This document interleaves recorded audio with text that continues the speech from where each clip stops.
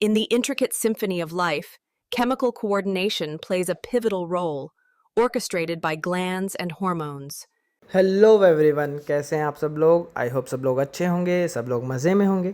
तो आज की इस वीडियो में हम लोग पढ़ने वाले हैं हमारे केमिकल कोऑर्डिनेशन और रेगुलेशन और इंटीग्रेशन के बारे में।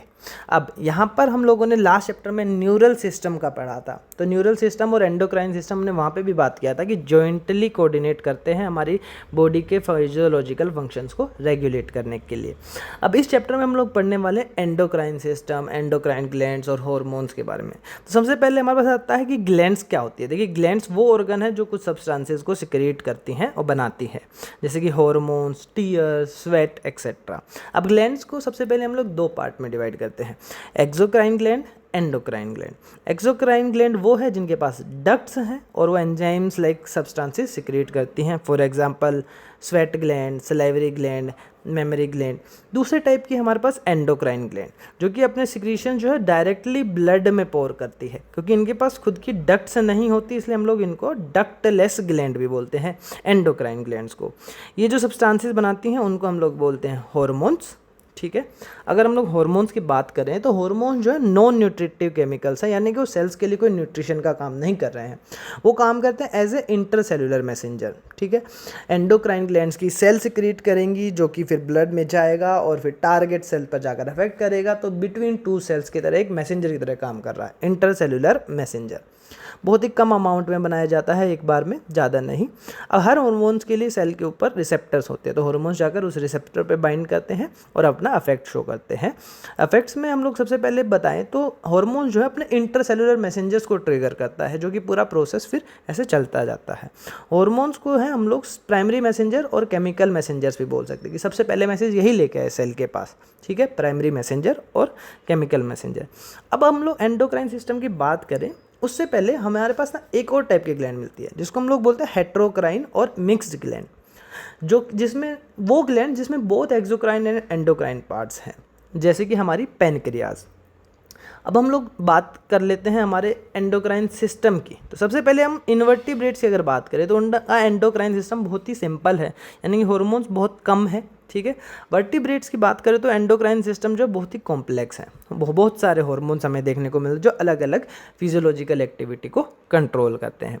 अब चलते हैं ह्यूमन एंडोक्राइन सिस्टम पे। यहाँ पे हम लोग जो है बहुत सारी ग्लैंड्स और हार्मोन्स को बारे में पढ़ने वाले हैं, जैसे कि pineal gland, hypothalamus, pituitary gland, thyroid gland, parathyroid gland, thymus, adrenal gland, pancreas, ovary, testis.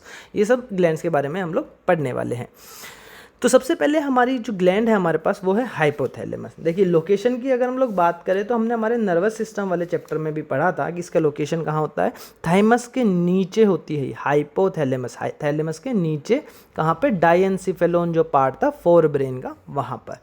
इसके अंदर कुछ न्यूरो सिक्रीटरी सेल्स होते हैं जिनको हम न्यूक्लियाई भी बोलते हैं, जो कि पिट्यूटरी ग्लैंड को कंट्रोल करती है। ठीक है। अब यहाँ पर हम लोग बोले कि देखिए, पिट्यूटरी ग्लैंड को हम लोग मास्टर ग्लैंड बोलते हैं, तो ये उल्टा मास्टर ग्लैंड को कंट्रोल कर रहा है, तो इसको हम लोग मास्टर ऑफ मास्टर ग्लैंड भी बोलते हैं। इसका ओरिजिन जो है वो एंडोथर्मल है। ठीक है। अब हम लोग इसके हार्मोन्स की बात करें तो सबसे पहले जो हाइपोथैलेमस है ना, वो दो टाइप्स के हार्मोन रिलीज करता है, releasing hormone and inhibiting hormone. Releasing hormone वो जो कि पिट्यूटरी हार्मोन्स का सिक्रीशन जो है स्टिमुलेट करता है, वहीं पर इनहिबिटरी हार्मोन्स वो जो कि पिट्यूटरी हार्मोन्स के सिक्रीशन को इनहिबिट करता है। फॉर एग्जांपल हमारे पास है gonadotropin releasing hormone, growth hormone releasing hormone, melanocyte stimulating hormone releasing hormone, prolactin releasing hormone, TSH thyroid glands के ऊपर काम करता है, TSH रिलीजिंग हार्मोन। यहाँ पर हो गया हमारे पास growth hormone inhibiting hormone, melanocyte stimulating hormone inhibiting hormone, prolactin inhibiting hormone. तो ये सब हम लोग पढ़ेंगे। अब देखिए, ये हाइपोथैलेमस है हमारे पास ऊपर वाला पार्ट, जिसमें हमारे पास न्यूरोसेंसरी सेल्स जो किसी यहाँ पे हमारी पिट्यूटरी को कंट्रोल कर रही है। ठीक है। अब जो पोस्टीरियर पिट्यूटरी वो तो डायरेक्ट न्यूरल कंट्रोल के अंडर है, वहीं पे एंटीरियर पिट्यूटरी जो है हाइपोफाइजियल पोर्टल वेन के थ्रू कंट्रोल की जाती है हाइपोथैलेमस से। अब हम लोग बात करते हैं पिट्यूटरी ग्लैंड की। पिट्यूटरी ग्लैंड को हम लोग मास्टर ग्लैंड भी बोलते हैं और हाइपोफाइसिस भी बोलते हैं। लोकेशन कहाँ है, हमने पढ़ा था हमारी स्फीनोइड बोन की कैविटी से एला टर्सिका, वो है जहाँ पर पिट्यूटरी ग्लैंड सिचुएटेड होती है। एक्टोडर्मल ओरिजिन है, ठीक है। हाइपोथैलेमस के साथ अटैच्ड होती है एक स्टोक लाइक स्ट्रक्चर जिसको हम बोलते हैं इनफंडिबुलम, स्टोक लाइक स्ट्रक्चर जिसको हम लोग बोलते हैं इनफंडिबुलम।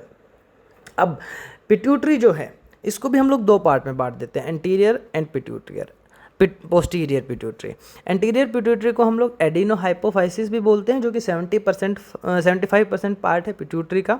पोस्टीरियर पिट्यूटरी को हम लोग न्यूरोहाइपोफाइसिस भी बोलते हैं जो कि 25% पार्ट है पिट्यूटरी का। न्यूरोहाइपोफाइसिस मिलकर बना है, यानी कि जो हमारा पोस्टीरियर पिट्यूटरी है वो मिलकर बना है इनफंडिबुलम और साथ में पार्स नर्वोसा पार्ट। पिट्यूटरी को हम लोग अभी डिवाइड करने वाले हैं।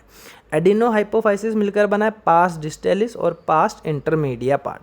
देखिए ये जो पोस्टीरियर पार्ट है इसको हमने बोला पार्स नर्वोसा, इसके साथ इनफंडिबुलम मिला और इसको हमने बोला पोस्टीरियर पिट्यूटरी, ठीक है। और हमारा न्यूरोहाइपोफाइसिस। वहीं पर हम लोग एंटीरियर पिट्यूटरी की बात करें उससे पहले हमारे पास ना पिट्यूटरी में दो पार्ट्स देखने को मिलते हैं हमें, एक तो पार्स डिस्टेलिस और एक हो गया एंटीरियर पार्ट और एक हो गया हमारा मिडल वाला पार्ट पार्स इंटरमीडिया। ह्यूमंस में जो है ये फ्यूज़ हो जाते हैं दोनों पार्ट और एक ही लोब दिखता है जिसको हम बोल रहे हैं एंटीरियर पिट्यूटरी और एडिनोहाइपोफाइसिस, ठीक है। अब हम लोग हार्मोन्स की बात करें तो सबसे पहले हम लोग देखते हैं एंटीरियर पिट्यूटरी के हार्मोन। हमारे पास है ग्रोथ हार्मोन जिसको हम लोग सोमेटोट्रोफिक हार्मोन भी बोलते हैं, जिसका काम क्या है, ग्रोथ को स्टिमुलेट करना, ठीक है। ये माइटोसिस को प्रमोट करता है, ठीक है, सेल नंबर जो है विसरल ऑर्गन्स में बढ़ाने के लिए, साथ में ये स्टिमुलेट करता है growth of muscles, cartilage, bone elongation को। अगर मान लीजिए हाइपोसिक्रीशन हो यानी ग्रोथ हार्मोन कम हो तो हमारे पास डिजीज़ होती है ड्वार्फिज्म। ड्वार्फिज्म में होता क्या है, बहुत ही स्टेचर जो है शॉर्ट हो जाता है, ठीक है। बेसिकली वहाँ पर पिट्यूटरी इधर हमारी पिट्यूटरी ग्लैंड जो है एंटीरियर पिट्यूटरी बिफोर प्यूबर्टी और अर्ली चाइल्डहुड में ग्रोथ हार्मोन कम है तो हाइट शॉर्ट रह गई, तो ड्वार्फिज्म बोलते हैं हम लोग इसको। समटाइम हम उन लोगों को मिडगेट्स भी बोलते हैं, ठीक है। यहाँ पर हम लोग एक और टर्म देखने को मिलता है एक्रोमिक्रिया, जहाँ पे सिर्फ specific part like hand, feet ये सब छोटे रह जाते हैं। अगर हाइपर सिक्रीशन हो, ज़्यादा सिक्रीशन हो तो हो जाता है गाइगेंटिज्म।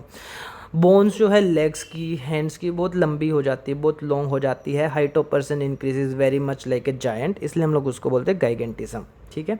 यहाँ पे एक और हमें देखने को मिलती है टर्म जिसको हम बोलते हैं एक्रोमेगैली, जिसमें डिस्प्रोपोर्शनेट बॉडी बनती है। पाम, फीट जो बड़े हो गए या फिर फेशियल बोन्स का एनलार्जमेंट, वर्टिब्रल कॉलम का एनलार्जमेंट, फोर लिम्स का एनलार्जमेंट, ठीक है। और प्री मैच्योर डेथ भी हो सकती है अगर उसका टाइम से ट्रीटमेंट नहीं किया गया तो। दूसरा हार्मोन है हमारे पास थायराइड स्टिमुलेटिंग हार्मोन, जो कि स्टिमुलेट करता है थायराइड ग्लैंड को कि भाई तुम सिक्रीट करो थायरोक्सिन, जिसको हम लोग बाद में अभी डिटेल में पढ़ने वाले हैं, ठीक है। तीसरा हार्मोन है हमारे पास एडिनोकोर्टिकोट्रोफिक हार्मोन ACTH। ये स्टिमुलेट करता है एड्रिनल ग्लैंड को कि वो ग्लूकोकोर्टिकोइड्स बनाए। एक टाइप के कोर्टिकोइड हार्मोन्स है जो कि हम लोग आगे और डिटेल में पढ़ने वाले हैं।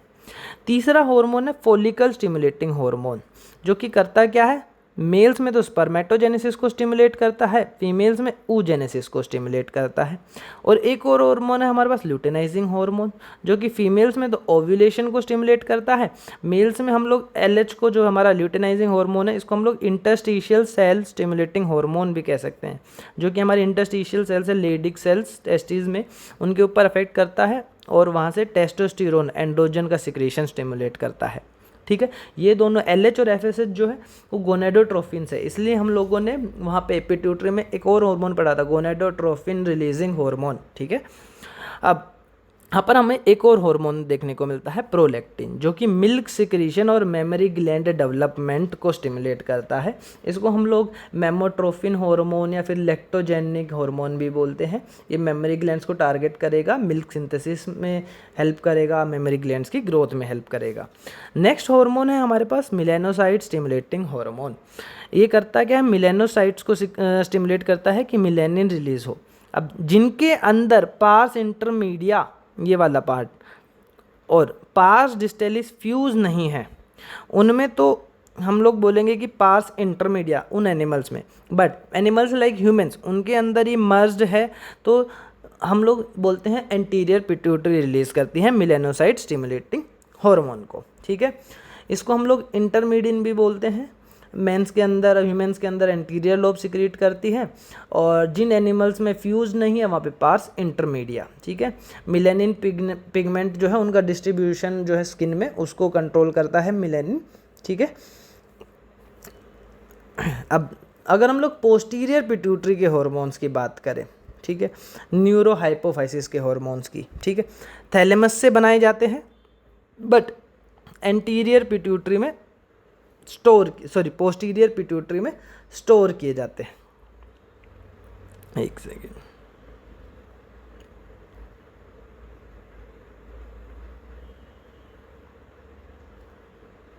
पोस्टीरियर पिट्यूटरी में स्टोर किए जाते हैं। जैसे कि हमारे पास एक हार्मोन है जिसको हम लोग बोलते हैं एंटी डायूरेटिक हार्मोन और वैसोप्रेसिन।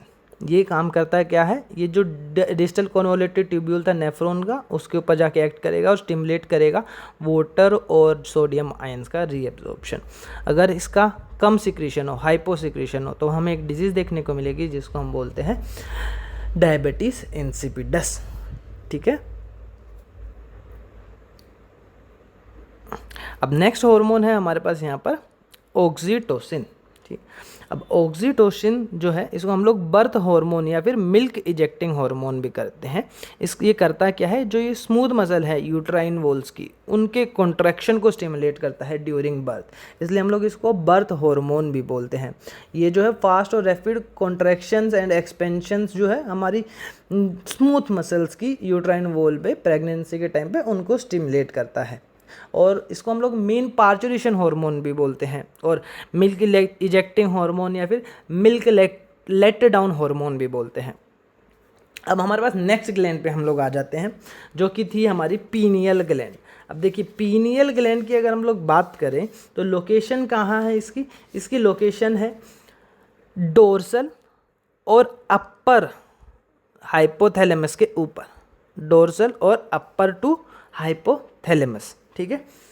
साइज़ की अगर हम बात करें तो एक मटर के दाने पी साइज होता है, एक्टोडर्मल ओरिजिन है, जो हॉर्मोन्स इससे सिक्रीट होता है उसको हम बोलते हैं मिलेटोनिन।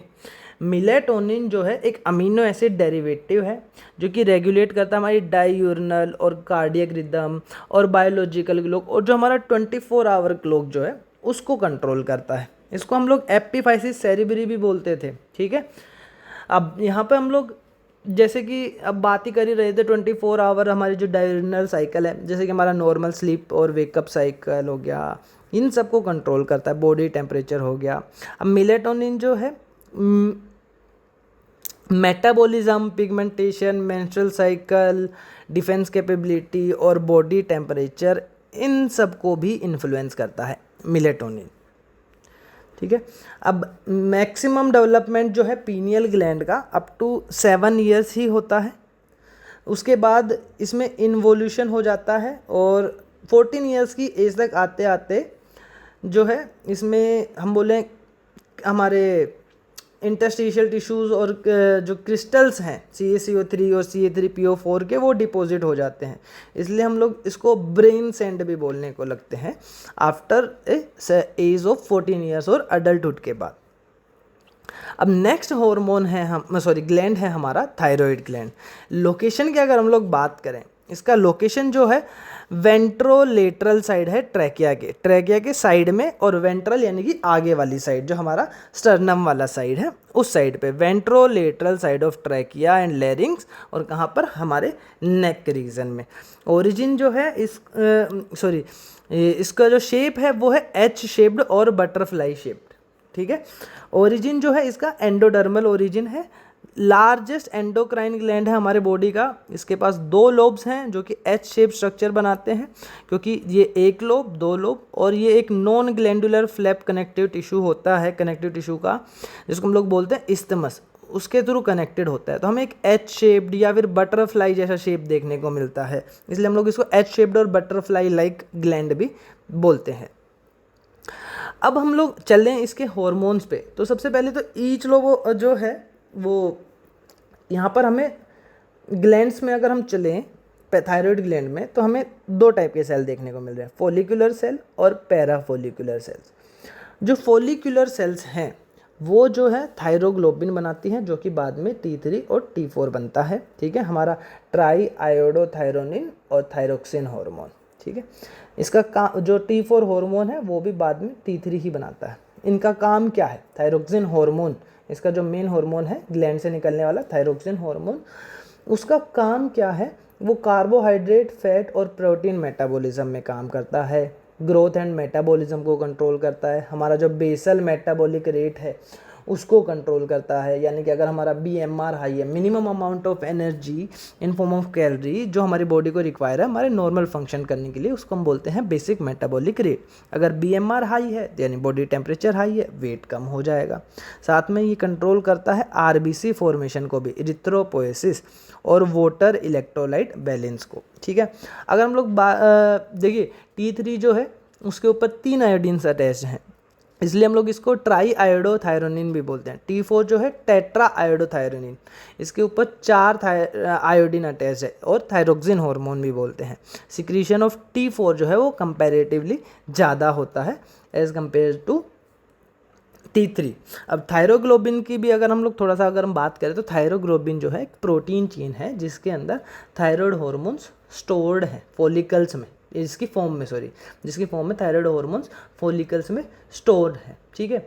अब डाइटरी आयोडीन जो होता है हमारा, जो डाइट में आयोडीन होता है वो कंबाइन करेगा टायरोसिन अमीनो एसिड जो कि थायरोग्लोबिन में प्रेजेंट है, which eventually modifies it to form thyroid hormones हमारे T3 और T4।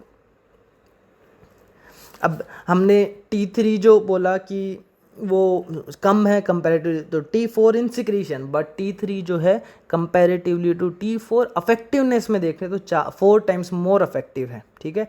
T4 जो है वो भी T3 में ही चेंज हो जाता है, टिश्यूज़ जो उसके टारगेट टिश्यूज़ है उस पे पहुँचने से पहले और वहाँ पर पहुँचने के बाद।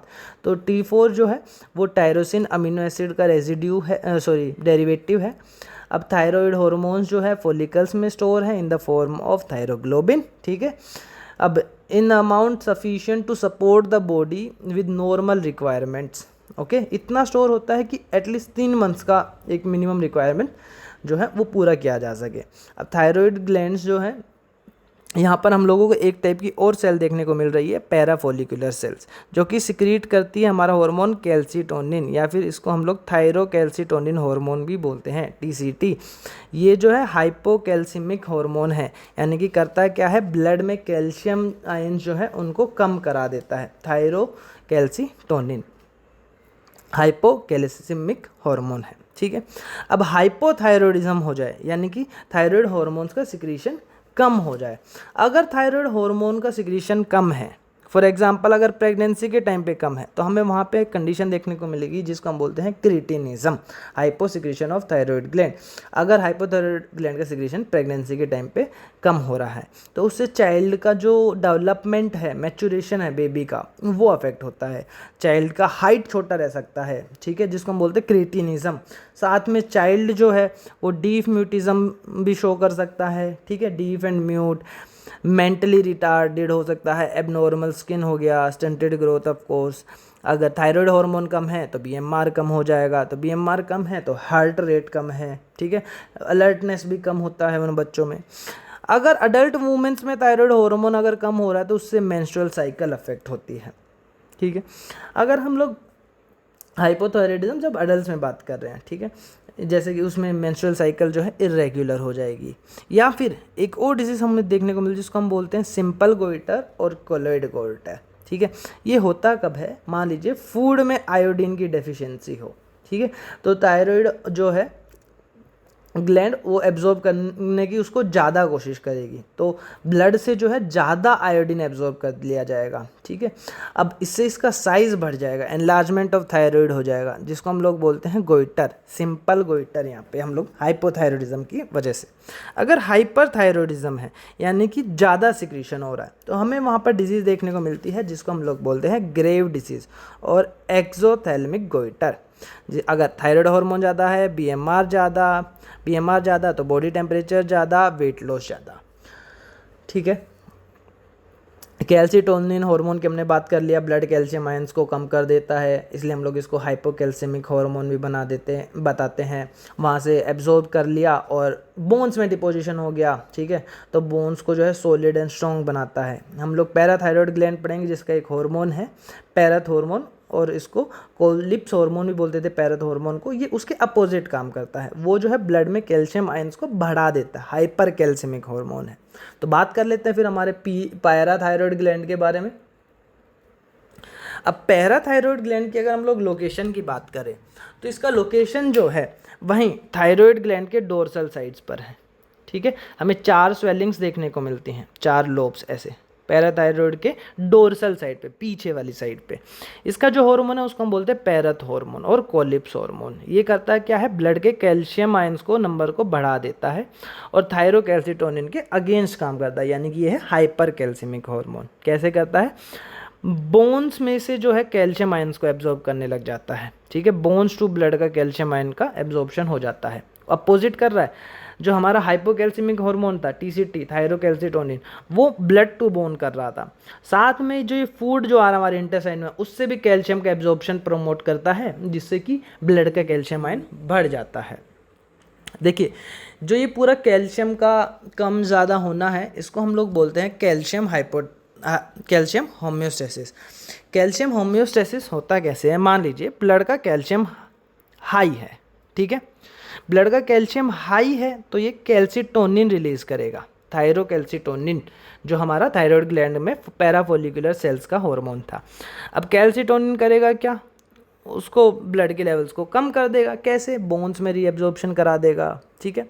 अब अगर बोन्स में रीएब्जॉर्प्शन हो गया और वहाँ पर ब्लड में कैल्शियम आयंस ज़्यादा ही कम हो गए इसी रीज़न से, तो वो जो है पैराथायरॉइड से हमारे पास रिलीज होगा पैराथ हार्मोन, और हमारा कोलिप्स हार्मोन वो जो है किडनी के ऊपर एक्ट करेगा। किडनी जो है जेजी सेल्स, जो हमारी जेजी सेल्स के ऊपर काम करेगी और अफेक्ट किडनी में जेजी सेल्स के ऊपर अफेक्ट करेगा, जो कि प्रोड्यूस करेगी एक और हार्मोन होता है कैल्सिट्रायोल, ठीक है, जो कि हमारे गैस्ट्रो इंटेस्टाइनल ट्रैक्ट पर एक्ट करेगा ताकि वहाँ से पे कैल्शियम का एब्जॉर्प्शन ज़्यादा हो सके। कैल्शियम का एब्जॉर्प्शन ज़्यादा हुआ, लो ब्लड में लो कैल्शियम आयन से फिर से हाई कैल्शियम आयन हो गए। तो ऐसे पूरा कैल्शियम का होम्योस्टेसिस मेंटेनेंस चलता रहता है, ठीक है।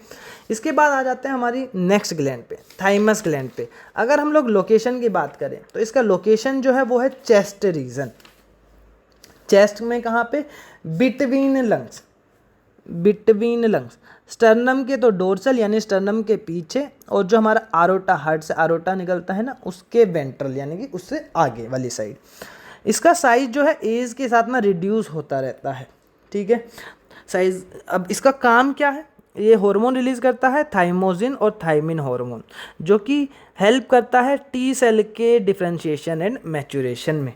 अब टी सेल का डिफरेंशिएशन एंड मैच्योरेशन हो रहा था, हमने इम्यूनिटी में पढ़ा कि टी सेल्स हमें प्रोवाइड करती है सेल मीडिएटेड इम्यूनिटी, साथ में वो बी सेल्स एक्टिवेशन में भी हेल्प करती है। तो बी सेल एक्टिवेशन होगा तो एंटीबॉडी प्रोडक्शन होगा, ठीक है। टी सेल्स अगर अच्छे से बनी है तो एंटीबॉडी प्रोडक्शन बढ़ेगा, यानी कि ह्यूमरल इम्यूनिटी भी बढ़ेगी। अब हम लोगों ने बोला कि साइज़ जो है इसका एज के साथ कम होता जाता है, ठीक है।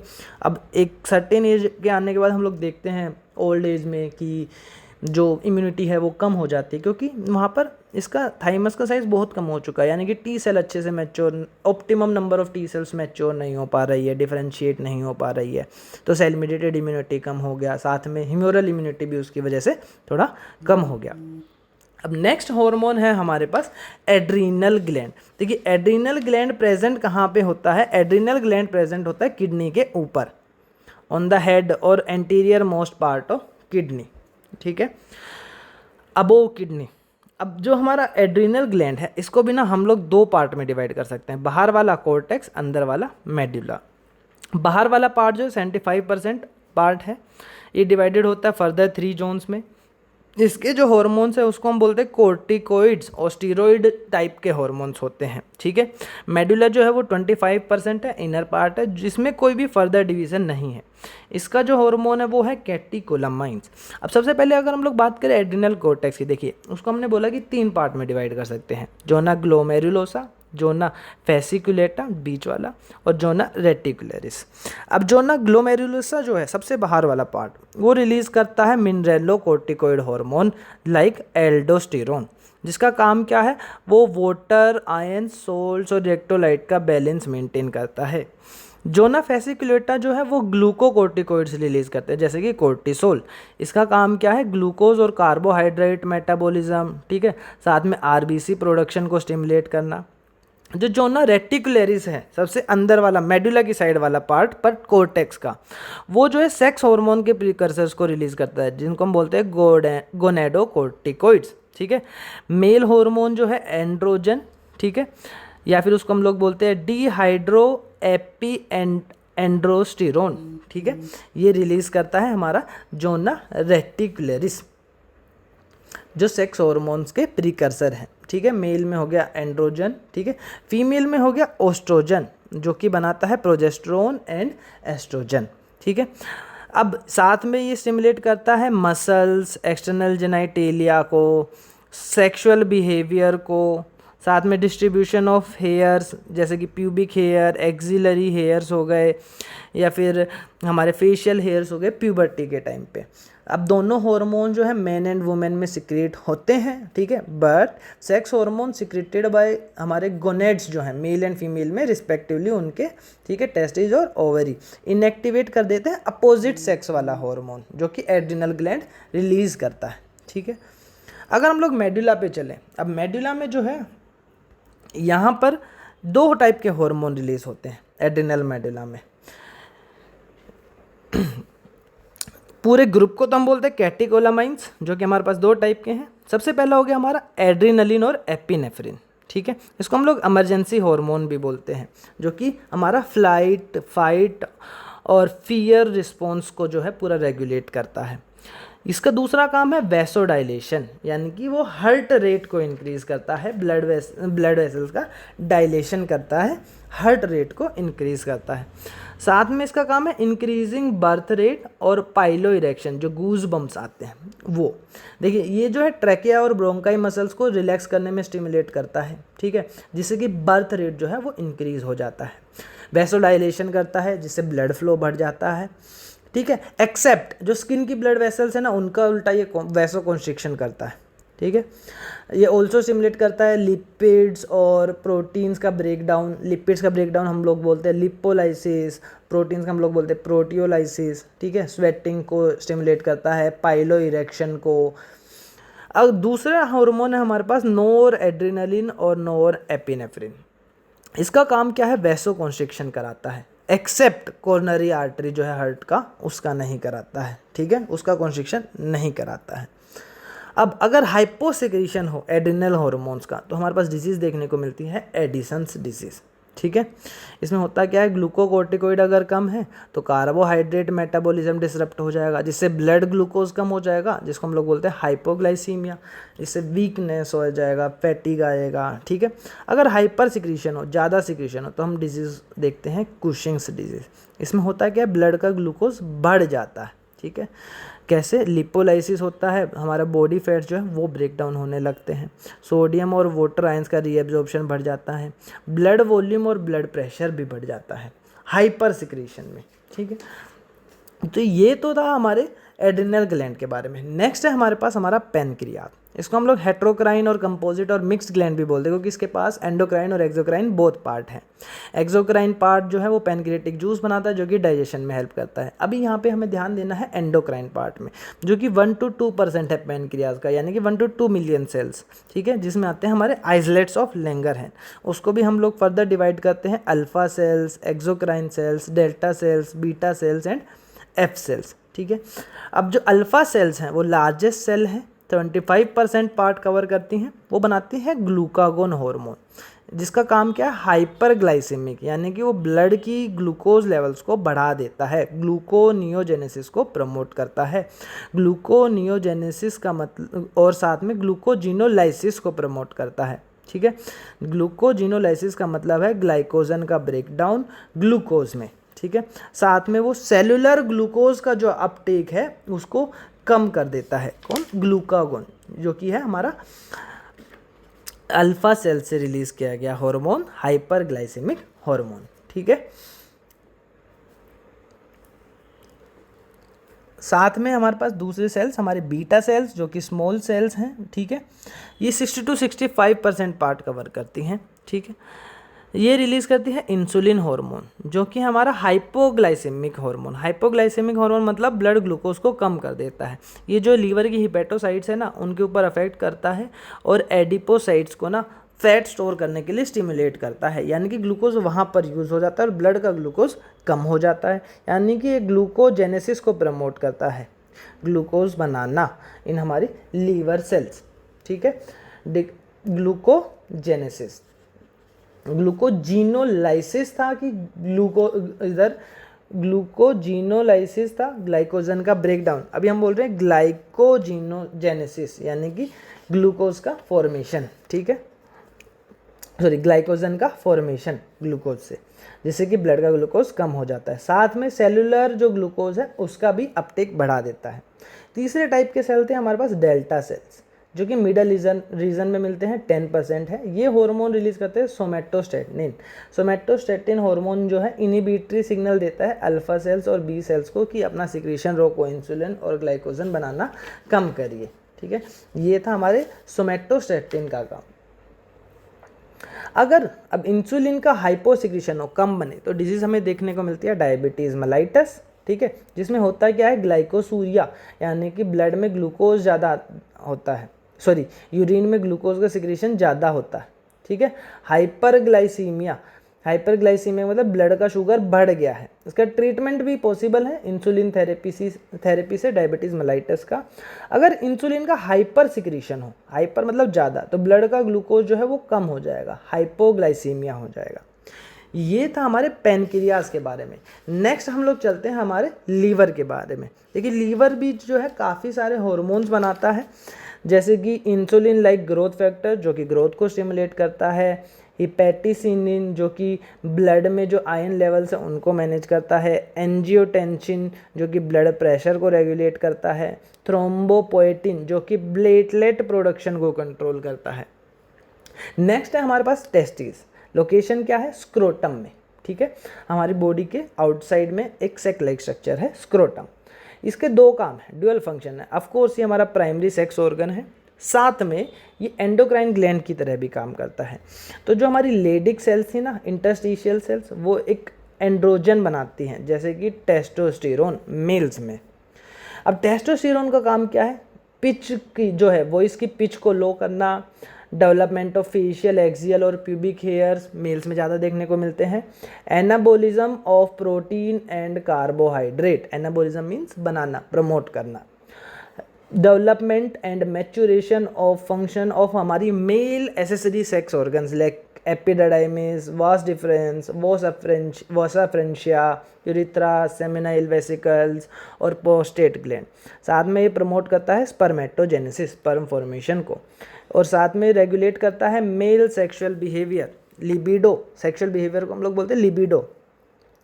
ये प्रमोट करता है इरिथ्रोपोएसिस, आरबीसी फॉर्मेशन को, और अग्रेसिवनेस को भी मेल्स में, टेस्टोस्टेरोन। फीमेल्स में हम बात करें तो वहाँ पे हमारे पास है ओवरी। ठीक है, एब्डोमिनल कैविटी में मिलती है, पेल्विक रीजन में। ये भी अगेन ड्यूअल फंक्शन करती है, प्राइमरी सेक्स ऑर्गन और साथ में एंडोक्राइन ग्लैंड का भी। देखिए, हमारे पास डेवलपिंग फॉलिकल्स है, प्राइमरी से सेकेंडरी, सेकेंडरी से tertiary, then mature Graafian follicles. जो मैच्योर ग्रेफियन फॉलिकल्स है ना, वो एक हार्मोन रिलीज करते हैं जिसको हम बोल रहे हैं एस्ट्रोजन। आफ्टर रप्चर ओवा तो रिलीज हो गया, जो बचा वाला पार्ट था वो बनाता था कॉर्पस ल्यूटियम, जो कि प्रोजेस्ट्रॉन रिलीज करता है, प्रोजेस्ट्रॉन हार्मोन। अब अगर इनका काम देखें तो एस्ट्रोजन का काम है डेवलपमेंट ऑफ फॉलिकल्स। ठीक है, फॉलिकल स्टिमुलेटिंग हार्मोन के साथ काम करता है डेवलपमेंट ऑफ फॉलिकल्स में। इसका काम है growth and maturation of accessory sex organ in females. साथ में high pitch voice in females को प्रमोट करता है oestrogen. Development of memory glands in female, या फिर जो फीमेल का हेयर पैटर्न जो है उसको, फीमेल का सेक्सुअल बिहेवियर हो गया, इन्फ्लुएंस करता है oogenesis को। साथ में ये एंडोमेट्रियम वॉल की फॉर्मेशन में भी हेल्प करता है ड्यूरिंग मेंस्ट्रुअल साइकिल। अब हम प्रोजेस्टेरोन की बात करें तो प्रोजेस्टेरोन का काम है मेमोरी ग्लैंड डेवलपमेंट, या फिर मेमोरी ग्लैंड में भी हमने पढ़ा था एल्वियोलाई, उनके फॉर्मेशन में हेल्प करता है। ये प्रेगनेंसी के टाइम पे एंड्रोमेट्रियम को मेंटेन करने में भी हेल्प करता है। साथ में मिल्क सिक्रीशन में भी हेल्प करता है विद प्रोलैक्टिन, प्रोलैक्टिन हार्मोन जो हमने पढ़ा था उसके साथ में मिल्क सिक्रीशन में भी हेल्प करता है। फिर हमारे पास जो हमारा हार्ट है ना, वो भी एक हार्मोन रिलीज़ करता है, ठीक है। हार्ट की जो वॉल्स है एक पेप्टाइड हार्मोन है जिसको हम बोलते हैं एट्रियल नाइट्रियूरेटिक फैक्टर, ठीक है। जब बीपी हाई हो जाता है, ब्लड प्रेशर हाई हो जाता है, तो ये करता है क्या है, वैसोडाइलेशन को कम करता है, वैसोडाइलेशन करा देता है सॉरी, जिसकी वजह से ब्लड प्रेशर कम हो जाता है।